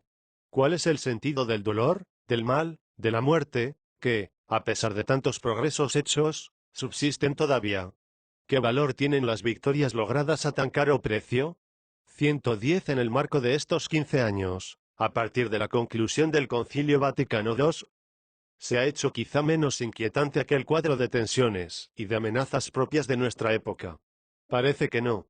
Al contrario, las tensiones y amenazas, que en el documento conciliar parecían solamente delinearse y no manifestar hasta el fondo todo el peligro que escondían dentro de sí, en el espacio de estos años se han ido revelando mayormente, han confirmado aquel peligro y no permiten nutrir las ilusiones de un tiempo. 11. Fuentes de inquietud. De ahí que aumenta en nuestro mundo la sensación de amenaza. Aumenta el temor existencial ligado sobre todo, como ya insinué en la encíclica Redemptorum Minis, a la perspectiva de un conflicto que, teniendo en cuenta los actuales arsenales atómicos, podría significar la autodestrucción parcial de la humanidad. Sin embargo, la amenaza no concierne únicamente a lo que los hombres pueden hacer a los hombres, valiéndose de los medios de la técnica militar. Afecta también a otros muchos peligros, que son el producto de una civilización materialística, la cual, no obstante declaraciones humanísticas, acepta la primacía de las cosas sobre la persona. El hombre contemporáneo tiene pues miedo de que con el uso de los medios inventados por este tipo de civilización, cada individuo, lo mismo que los ambientes, las comunidades, las sociedades, las naciones, pueda ser víctima del atropello de otros individuos, ambientes, sociedades. La historia de nuestro siglo ofrece abundantes ejemplos. A pesar de todas las declaraciones sobre los derechos del hombre en su dimensión integral, esto es, en su existencial corporal y espiritual, no podemos decir que estos ejemplos sean solamente cosa del pasado. El hombre tiene precisamente miedo de ser víctima de una opresión que lo prive de la libertad interior, de la posibilidad de manifestar exteriormente la verdad de la que está convencido, de la fe que profesa, de la facultad de obedecer a la voz de la conciencia que le indica la recta vía a seguir. Los medios técnicos a disposición de la civilización actual ocultan, en efecto, no solo la posibilidad de una autodestrucción por vía de un conflicto militar, sino también la posibilidad de una subjugación pacífica de los individuos, de los ambientes de vida, de sociedades enteras y de naciones, que por cualquier motivo pueden resultar incómodos a quienes disponen de medios suficientes y están dispuestos a servirse de ellos sin escrúpulos. Se piense también en la tortura, todavía existente en el mundo, ejercida sistemáticamente por la autoridad como instrumento de dominio y de atropello político, y practicada impunemente por los subalternos. Así pues, junto a la conciencia de la amenaza biológica, crece la conciencia de otra amenaza, que destruye aún más lo que es esencialmente humano, lo que está en conexión íntima con la dignidad de la persona, con su derecho a la verdad y a la libertad. Todo esto se desarrolla sobre el fondo de un gigantesco remordimiento constituido por el hecho de que, al lado de los hombres y de las sociedades bien acomodadas y saciadas, que viven en la abundancia, sujetas al consumismo y al disfrute, no faltan dentro de la misma familia humana individuos ni grupos sociales que sufren el hambre. No faltan niños que mueren de hambre a la vista de sus madres. No faltan en diversas partes del mundo, en diversos sistemas socioeconómicos, áreas enteras de miseria, de deficiencia y de subdesarrollo. Este hecho es universalmente conocido. El estado de desigualdad entre hombres y pueblos no solo perdura, sino que va en aumento. Sucede todavía que, al lado de los que viven acomodados y en la abundancia, existen otros que viven en la indigencia, sufren la miseria y con frecuencia mueren incluso de hambre, y su número alcanza decenas y centenares de millones. Por esto, la inquietud moral está destinada a hacerse más profunda. Evidentemente, un defecto fundamental o más bien un conjunto de defectos, más aún, un mecanismo defectuoso está en la base de la economía contemporánea y de la civilización materialista, que no permite a la familia humana alejarse, yo diría, de situaciones tan radicalmente injustas.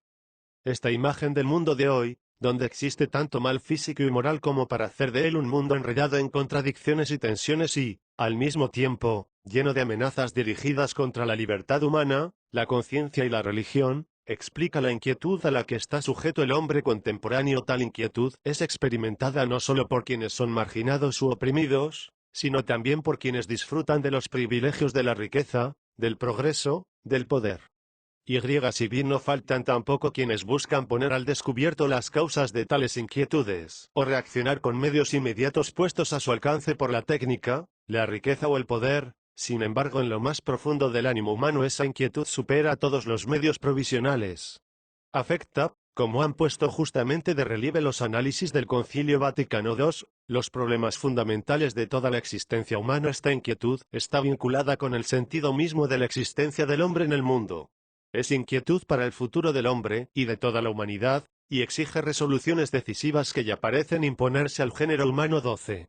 ¿Basta la justicia? No es difícil constatar que el sentido de la justicia se ha despertado a gran escala en el mundo contemporáneo. Sin duda, ello pone mayormente de relieve lo que está en contraste con la justicia tanto en las relaciones entre los hombres, los grupos sociales o las clases, como entre cada uno de los pueblos y estados, y entre los sistemas políticos, más aún, entre los diversos mundos. Esta corriente profunda y multiforme, en cuya base la conciencia humana contemporánea ha situado la justicia, atestigua el carácter ético de las tensiones y de las luchas que invaden el mundo. La Iglesia comparte con los hombres de nuestro tiempo este profundo y ardiente deseo de una vida justa bajo todos los aspectos, y no se abstiene ni siquiera de someter a reflexión los diversos aspectos de la justicia, tal como lo exige la vida de los hombres y de las sociedades. Prueba de ello es el campo de la doctrina social católica ampliamente desarrollada en el arco del último siglo.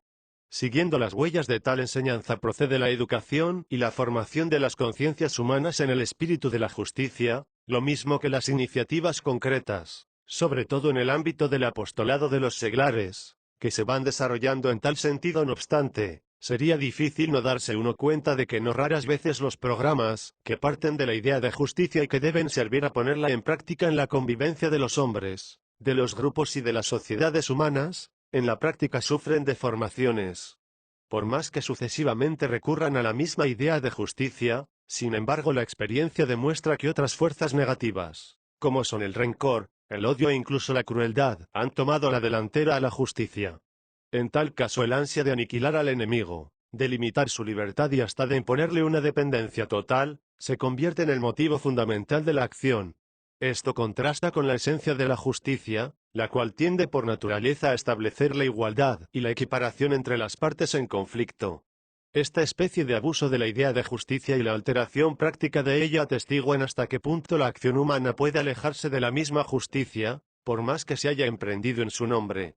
No en vano Cristo contestaba a sus oyentes, fieles a la doctrina del Antiguo Testamento, la actitud que ponían de manifiesto las palabras, ojo por ojo y diente por diente. 111. Tal era la forma de alteración de la justicia en aquellos tiempos. Las formas de hoy día siguen teniendo en ella su modelo. En efecto, es obvio que, en nombre de una presunta justicia, histórica o de clase, por ejemplo, tal vez se aniquila al prójimo, se le mata, se le priva de la libertad, se le despoja de los elementales derechos humanos. La experiencia del pasado y de nuestros tiempos demuestra que la justicia por sí sola no es suficiente y que, más aún, puede conducir a la negación y al aniquilamiento de sí misma, si no se le permite a esa forma más profunda que es el amor plasmar la vida humana en sus diversas dimensiones. Ha sido ni más ni menos la experiencia histórica la que, entre otras cosas, ha llevado a formular esta aserción, sumum ius, summa injuria. Tal afirmación no disminuye el valor de la justicia, ni atenúa el significado del orden instaurado sobre ella. Indica solamente, en otro aspecto, la necesidad de recurrir a las fuerzas del espíritu, más profundas aún, que condicionan el orden mismo de la justicia. Teniendo a la vista la imagen de la generación a la que pertenecemos, la Iglesia comparte la inquietud de tantos hombres contemporáneos. Por otra parte, debemos preocuparnos también por el ocaso de tantos valores fundamentales que constituyen un bien indiscutible no solo de la moral cristiana, sino simplemente de la moral humana, de la cultura moral, como el respeto a la vida humana desde el momento de la concepción, el respeto al matrimonio en su unidad indisoluble, el respeto a la estabilidad de la familia. El permisivismo moral afecta sobre todo a este ámbito más sensible de la vida y de la convivencia humana. A él van unidas la crisis de la verdad en las relaciones interhumanas, la falta de responsabilidad al hablar, la relación meramente utilitaria del hombre con el hombre, la disminución del sentido del auténtico bien común y la facilidad con que éste es enajenado. Finalmente, existe la desacralización, que a veces se transforma en deshumanización. El hombre y la sociedad para quienes nada es sacro, van decayendo moralmente, a pesar de las apariencias. 7. La misericordia de Dios en la misión de la Iglesia en relación con esta imagen de nuestra generación, que no deja de suscitar una profunda inquietud, vienen a la mente las palabras que, con motivo de la encarnación del Hijo de Dios, resonaron en el Magnificat de María y que cantan la misericordia. De generación en generación. Conservando siempre en el corazón la elocuencia de estas palabras inspiradas y aplicándolas a las experiencias y sufrimientos propios de la gran familia humana, es menester que la Iglesia de nuestro tiempo adquiera conciencia más honda y concreta de la necesidad de dar testimonio de la misericordia de Dios en toda su misión, siguiendo las huellas de la tradición de la antigua y nueva alianza, en primer lugar del mismo Cristo y de sus apóstoles. La Iglesia debe dar testimonio de la misericordia de Dios revelada en Cristo, en toda su misión de Mesías, profesándola principalmente como verdad salvífica de fe necesaria para una vida coherente con la misma fe, tratando después de introducirla y encarnarla en la vida bien sea de sus fieles, bien sea, en cuanto posible, en la de todos los hombres de buena voluntad. Finalmente, la Iglesia, profesando la misericordia y permaneciendo siempre fiel a ella, tiene el derecho y el deber de recurrir a la misericordia de Dios, implorándola frente a todos los fenómenos del mal físico y moral, ante todas las amenazas que pesan sobre el entero horizonte de la vida de la humanidad contemporánea. 13. La Iglesia profesa la misericordia de Dios y la proclama. La Iglesia debe profesar y proclamar la misericordia divina en toda su verdad, cual nos ha sido transmitida por la revelación. En las páginas precedentes de este documento hemos tratado de delinear al menos el perfil de esta verdad, que encuentra tan rica expresión en toda la Sagrada Escritura y en la tradición. En la vida cotidiana de la Iglesia, la verdad acerca de la misericordia de Dios, expresada en la Biblia, resuena cual eco perenne a través de numerosas lecturas de la Sagrada Liturgia. La percibe el auténtico sentido de la fe del pueblo de Dios, como atestiguan varias expresiones de la piedad personal y comunitaria. Sería ciertamente difícil enumerarlas y resumirlas todas, ya que la mayor parte de ellas están vivamente inscritas en lo íntimo de los corazones y de las conciencias humanas. Si algunos teólogos afirman que la misericordia es el más grande entre los atributos y las perfecciones de Dios, la Biblia, la tradición y toda la vida de fe del pueblo de Dios dan testimonios exhaustivos de ello. No se trata aquí de la perfección de la inescrutable esencia de Dios dentro del misterio de la misma divinidad, sino de la perfección y del atributo con que el hombre, en la verdad íntima de su existencia, se encuentra particularmente cerca y no raras veces con el Dios vivo. Conforme a las palabras dirigidas por Cristo a Felipe, 112, la visión del Padre, visión de Dios mediante la fe, halla precisamente en el encuentro con su misericordia un momento singular de sencillez interior y de verdad, semejante a la que encontramos en la parábola del Hijo pródigo. Quien me ha visto a mí, ha visto al Padre. 113 La Iglesia profesa la misericordia de Dios, la Iglesia vive de ella en su amplia experiencia de fe y también en sus enseñanzas, contemplando constantemente a Cristo, concentrándose en Él, en su vida y en su Evangelio, en su cruz y en su resurrección, en su misterio entero. Todo esto que forma la visión de Cristo en la fe viva y en la enseñanza de la Iglesia nos acerca a la visión del Padre en la santidad de su misericordia. La Iglesia parece profesar de manera particular la misericordia de Dios y venerarla dirigiéndose al corazón de Cristo. En efecto, precisamente el acercarnos a Cristo en el misterio de su corazón, nos permite detenernos en este punto en un cierto sentido, y al mismo tiempo accesible en el plano humano, de la revelación del amor misericordioso del Padre, que ha constituido el núcleo central de la misión mesiánica del Hijo del Hombre. La Iglesia vive una vida auténtica, cuando profesa y proclama la misericordia, el atributo más estupendo del Creador y del Redentor, y cuando acerca a los hombres a las fuentes de la misericordia del Salvador, de las que es depositaria y dispensadora. En este ámbito tiene un gran significado la meditación constante de la palabra de Dios, y sobre todo la participación consciente y madura en la Eucaristía y en el sacramento de la penitencia o reconciliación. La Eucaristía nos acerca siempre a aquel amor que es más fuerte que la muerte. En efecto, cada vez que comemos de este pan o bebemos de este cáliz, no solo anunciamos la muerte del Redentor, sino que además proclamamos su resurrección, mientras esperamos su venida en la gloria. 114 El mismo rito eucarístico, celebrado en memoria de quien en su misión mesiánica nos ha revelado al Padre, por medio de la palabra y de la cruz, atestigua el amor inagotable, en virtud del cual desea siempre el unirse e identificarse con nosotros, saliendo al encuentro de todos los corazones humanos. Es el sacramento de la penitencia o reconciliación el que allana el camino a cada uno, incluso cuando se siente bajo el peso de grandes culpas. En este sacramento cada hombre puede experimentar de manera singular la misericordia, es decir, el amor que es más fuerte que el pecado.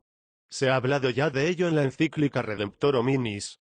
Convendrá sin embargo volver una vez más sobre este tema fundamental.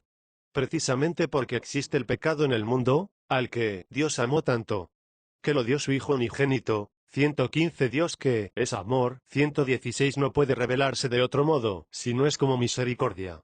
Esta corresponde no solo con la verdad más profunda de ese amor que es Dios, sino también con la verdad interior del hombre y del mundo que es su patria temporal.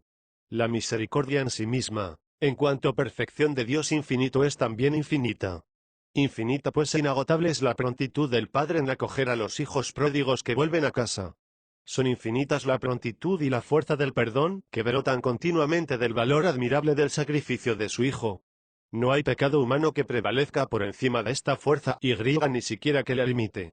Por parte del hombre puede limitarla únicamente la falta de buena voluntad, la falta de prontitud en la conversión y en la penitencia, es decir, su perdurar en la obstinación, oponiéndose a la gracia y a la verdad, especialmente frente al testimonio de la cruz y de la resurrección de Cristo. Por tanto, la Iglesia profesa y proclama la conversión. La conversión a Dios consiste siempre en descubrir su misericordia, es decir, ese amor que es paciente y benigno. 117 A medida del Creador y Padre, el amor, al que Dios, Padre de nuestro Señor Jesucristo, 118 es fiel hasta las últimas consecuencias en la historia de la alianza con el hombre, hasta la cruz, hasta la muerte y la resurrección de su Hijo. La conversión a Dios es siempre fruto del reencuentro de este Padre, rico en misericordia.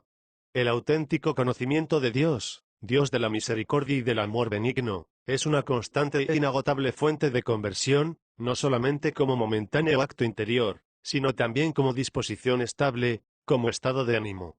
Quienes llegan a conocer de este modo a Dios, quienes lo ven así, no pueden vivir sino convirtiéndose sin cesar a Él. Viven pues in statu conversionis. Es este estado el que traza la componente más profunda de la peregrinación de todo hombre por la tierra in statu beatoris.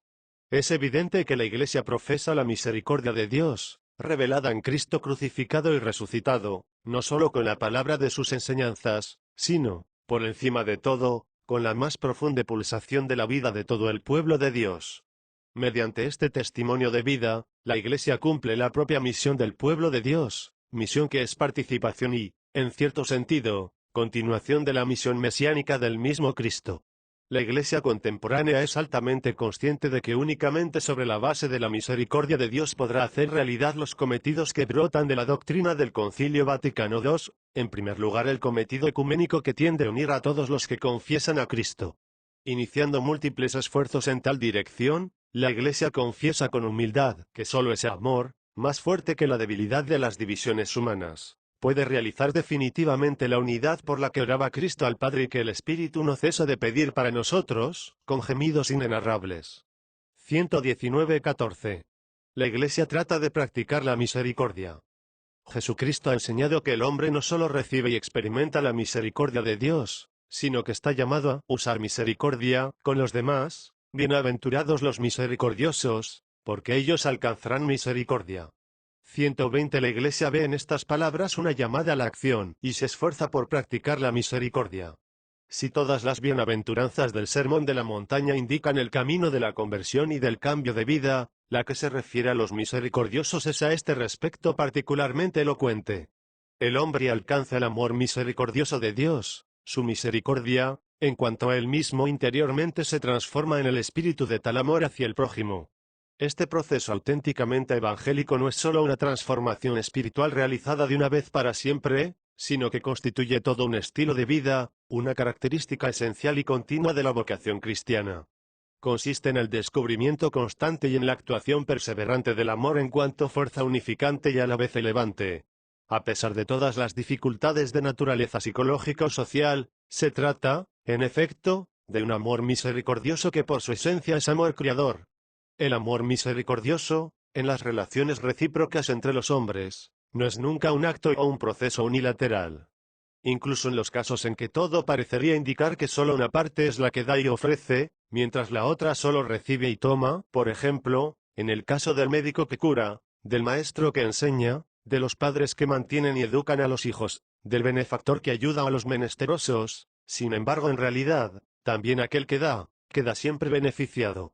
En todo caso, también éste puede encontrarse fácilmente en la posición del que recibe, obtiene un beneficio, prueba el amor misericordioso, o se encuentra en estado de ser objeto de misericordia.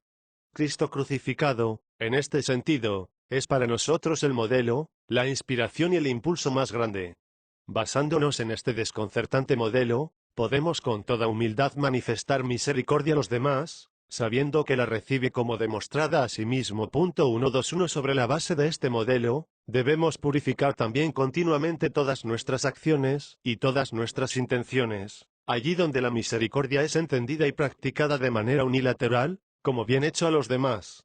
Solo entonces, en efecto, es realmente un acto de amor misericordioso, cuando, practicándola, nos convencemos profundamente de que al mismo tiempo la experimentamos por parte de quienes la aceptan de nosotros. Si falta esta bilateralidad, esta reciprocidad, entonces nuestras acciones no son aún auténticos actos de misericordia, ni se ha cumplido plenamente en nosotros la conversión, cuyo camino nos ha sido manifestado por Cristo con la palabra y con el ejemplo hasta la cruz, ni tampoco participamos completamente en la magnífica fuente del amor misericordioso que nos ha sido revelada por Él. Así pues, El camino que Cristo nos ha manifestado en el Sermón de la Montaña con la bienaventuranza de los misericordiosos, es mucho más rico de lo que podemos observar a veces en los comunes juicios humanos sobre el tema de la misericordia. Tales juicios consideran la misericordia como un acto o proceso unilateral que presupone y mantiene las distancias entre el que usa misericordia y el que es gratificado, entre el que hace el bien y el que lo recibe. Deriva de ahí la pretensión de liberar de la misericordia las relaciones interhumanas y sociales, y basarlas únicamente en la justicia. No obstante, tales juicios acerca de la misericordia no descubren la vinculación fundamental entre la misericordia y la justicia, de que habla toda la tradición bíblica, y en particular la misión mesiánica de Jesucristo. La auténtica misericordia es, por decirlo así, la fuente más profunda de la justicia. Si esta última es de por sí apta para servir de árbitro entre los hombres en la recíproca repartición de los bienes objetivos según una medida adecuada, el amor, en cambio, y solamente el amor, también ese amor benigno que llamamos misericordia, es capaz de restituir el hombre a sí mismo. La misericordia auténticamente cristiana es también, en cierto sentido, la más perfecta encarnación de la igualdad entre los hombres y por consiguiente también la encarnación más perfecta de la justicia, en cuanto también ésta, dentro de su ámbito, mira al mismo resultado. La igualdad introducida mediante la justicia se limita, sin embargo, al ámbito de los bienes objetivos y extrínsecos, mientras el amor y la misericordia logran que los hombres se encuentren entre sí en ese valor, que es el mismo hombre, con la dignidad que le es propia. Al mismo tiempo, la igualdad de los hombres mediante el amor paciente y benigno 122 no borra las diferencias. El que da se hace más generoso cuando se siente contemporáneamente gratificado por el que recibe su don.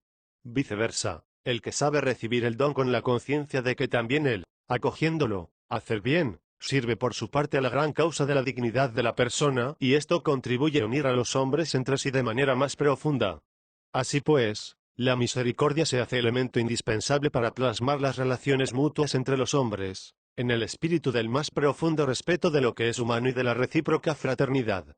Es imposible lograr establecer este vínculo entre los hombres si se quiere regular las mutuas relaciones únicamente con la medida de la justicia. Esta, en todas las esferas de las relaciones interhumanas, debe experimentar, por decirlo así, una notable corrección por parte del amor que, como proclama San Pablo, es paciente y benigno, o dicho en otras palabras, lleva en sí los caracteres del amor misericordioso tan esenciales al Evangelio y al cristianismo. Recordemos además que el amor misericordioso indica también esa cordial ternura y sensibilidad, de que tan elocuentemente nos habla la parábola del hijo pródigo 123 o la de la oveja extraviada o la de la dracma perdida. 124. Por tanto, el amor misericordioso es sumamente indispensable entre aquellos que están más cercanos, entre los esposos, entre padres e hijos, entre amigos. Es también indispensable en la educación y en la pastoral.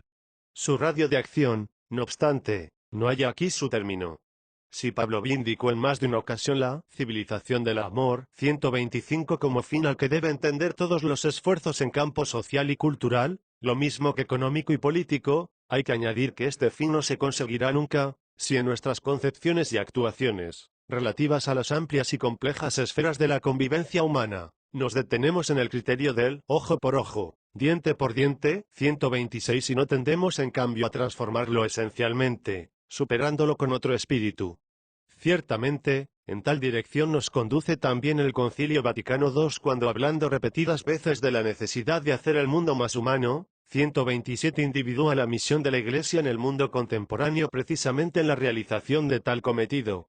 El mundo de los hombres puede hacerse cada vez más humano, únicamente si introducimos en el ámbito pluriforme de las relaciones humanas y sociales, junto con la justicia, el amor misericordioso, que constituye el mensaje mesiánico del Evangelio. El mundo de los hombres puede hacerse cada vez más humano, solamente si en todas las relaciones recíprocas que plasman su rostro moral introducimos el momento del perdón, tan esencial al Evangelio. El perdón atestigua que en el mundo está presente el amor más fuerte que el pecado. El perdón es además la condición fundamental de la reconciliación, no solo en la relación de Dios con el hombre, sino también en las recíprocas relaciones entre los hombres. Un mundo, del que se eliminase el perdón, sería solamente un mundo de justicia fría e irrespetuosa, en nombre de la cual cada uno reivindicaría sus propios derechos respecto a los demás. Así los egoísmos de distintos géneros, adormecidos en el hombre, podrían transformar la vida y la convivencia humana en un sistema de opresión de los más débiles por parte de los más fuertes o en una arena de lucha permanente de los unos contra los otros. Por esto, la Iglesia debe considerar como uno de sus deberes principales, en cada etapa de la historia, y especialmente en la edad contemporánea, el de proclamar e introducir en la vida el misterio de la misericordia, revelado en sumo grado en Cristo Jesús. Este misterio, no solo para la misma Iglesia en cuanto a comunidad de creyentes, sino también en cierto sentido para todos los hombres, es fuente de una vida diversa de la que el hombre, expuesto a las fuerzas prepotentes de la triple concupiscencia que obran en él, 128 está en condiciones de construir. Precisamente en nombre de este misterio Cristo nos enseña a perdonar siempre. ¿Cuántas veces repetimos las palabras de la oración que Él mismo nos enseñó, pidiendo, perdónanos nuestras deudas como nosotros perdonamos a nuestros deudores, es decir, a aquellos que son culpables de algo respecto a nosotros?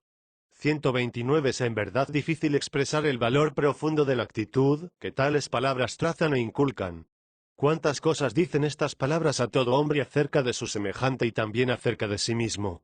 La conciencia de ser deudores unos de otros va pareja con la llamada a la solidaridad fraterna que San Pablo ha expresado en la invitación concisa a soportarnos mutuamente con amor. 130. ¿Qué lección de humildad se encierra aquí respecto del hombre, del prójimo y de sí mismo a la vez? ¿Qué escuela de buena voluntad para la convivencia de cada día, en las diversas condiciones de nuestra existencia? Si desatendiéramos esta lección, ¿qué quedaría de cualquier programa humanístico, de la vida y de la educación? Cristo subraya con tanta insistencia la necesidad de perdonar a los demás que a Pedro, el cual le había preguntado cuántas veces debería perdonar al prójimo, le indicó la cifra simbólica de 70 veces 7, 131, queriendo decir con ello que debería saber perdonar a todos y siempre. Es obvio que una exigencia tan grande de perdonar no anula las objetivas exigencias de la justicia. La justicia rectamente entendida constituye, por así decirlo, la finalidad del perdón. En ningún paso del mensaje evangélico el perdón, y ni siquiera la misericordia como su fuente, significa la indulgencia para con el mal, para con el escándalo, la injuria, el ultraje cometido. En todo caso, la reparación del mal o del escándalo, el resarcimiento por la injuria, la satisfacción del ultraje son condición del perdón. Así pues, la estructura fundamental de la justicia penetra siempre en el campo de la misericordia. Esta, sin embargo, tiene la fuerza de conferir a la justicia un contenido nuevo que se expresa de la manera más sencilla y plena en el perdón.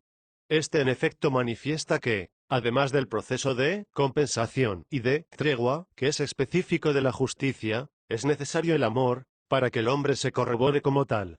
El cumplimiento de las condiciones de la justicia es indispensable, sobre todo, a fin de que el amor pueda revelar el propio rostro. Al analizar la parábola del hijo pródigo, hemos llamado ya la atención sobre el hecho de que aquel que perdona y aquel que es perdonado se encuentran en un punto esencial, que es la dignidad, es decir, el valor esencial del hombre que no puede dejarse perder y cuya afirmación o cuyo reencuentro es fuente de la más grande alegría. 132 La Iglesia considera justamente como propio deber, como finalidad de la propia misión, custodiar la autenticidad del perdón, tanto en la vida y en el comportamiento como en la educación y en la pastoral. Ella no la protege de otro modo más que custodiando la fuente, esto es, el misterio de la misericordia de Dios mismo, revelado en Jesucristo. En la base de la misión de la Iglesia, en todas las esferas de que hablan numerosas indicaciones del reciente concilio y la plurisecular experiencia del apostolado, no hay más que el sacar de las fuentes del Salvador. 133 Es esto lo que traza múltiples orientaciones a la misión de la Iglesia en la vida de cada uno de los cristianos, de las comunidades y también de todo el pueblo de Dios. Este, sacar de las fuentes del Salvador, no puede ser realizado de otro modo, si no es en el espíritu de aquella pobreza a la que nos ha llamado el Señor con la palabra y el ejemplo, lo que habéis recibido gratuitamente, dadlo gratuitamente. 134 Así, en todos los cambios de la vida y del ministerio de la Iglesia, a través de la pobreza evangélica de los ministros y dispensadores, y del pueblo entero que da testimonio de todas las obras del Señor, se ha manifestado aún mejor el Dios, rico en misericordia. 8. Oración de la Iglesia de nuestros tiempos. 15. La Iglesia recurre a la misericordia divina. La Iglesia proclama la verdad de la misericordia de Dios, revelada en Cristo crucificado y resucitado, y la profesa de varios modos. Además, trata de practicar la misericordia para con los hombres a través de los hombres, viendo en ello una condición indispensable de la solicitud por un mundo mejor y más humano, hoy y mañana. Sin embargo, en ningún momento y en ningún período histórico, especialmente en una época tan crítica como la nuestra, la Iglesia puede olvidar la oración, que es un grito a la misericordia de Dios ante las múltiples formas de mal que pesan sobre la humanidad y la amenazan. Precisamente este es el fundamental derecho de ver de la Iglesia en Jesucristo, es el derecho de ver de la Iglesia para con Dios y para con los hombres. La conciencia humana, cuanto más pierde el sentido del significado mismo de la palabra misericordia, sucumbiendo a la secularización, cuanto más se distancia del misterio de la misericordia alejándose de Dios, tanto más la Iglesia tiene el derecho y el deber de recurrir al Dios de la misericordia con poderosos clamores. 135 Estos poderosos clamores deben estar presentes en la Iglesia de nuestros tiempos, dirigidos a Dios, para implorar su misericordia, cuya manifestación ella profesa y proclama en cuanto realizada en Jesús crucificado y resucitado, esto es, en el misterio pascual. Es este misterio el que lleva en sí la más completa revelación de la misericordia, es decir, del amor que es más fuerte que la muerte, más fuerte que el pecado y que todo mal, del amor que eleva al hombre de las caídas graves y lo libera de las más grandes amenazas. El hombre contemporáneo siente estas amenazas. Lo que, a este respecto, ha sido dicho más arriba es solamente un simple esbozo. El hombre contemporáneo se interroga con frecuencia, con ansia profunda, sobre la solución de las terribles tensiones que se han acumulado sobre el mundo y que se entrelazan en medio de los hombres. Y si tal vez no tiene la valentía de pronunciar la palabra misericordia, o en su conciencia privada de todo contenido religioso no encuentra su equivalente, tanto más se hace necesario que la Iglesia pronuncie esta palabra, no solo en nombre propio sino también en nombre de todos los hombres contemporáneos. Es pues necesario que todo cuanto he dicho en el presente documento sobre la misericordia se transforme continuamente en una ferviente plegaria, en un grito que implore la misericordia en conformidad con las necesidades del hombre en el mundo contemporáneo. Que este grito condense toda la verdad sobre la misericordia, que ha hallado tan rica expresión en la Sagrada Escritura y en la tradición, así como en la auténtica vida de fe de tantas generaciones del pueblo de Dios. Con tal grito nos volvemos, como todos los escritores sagrados, al Dios que no puede despreciar nada de lo que ha creado, 136 al Dios que es fiel a sí mismo, a su paternidad y a su amor.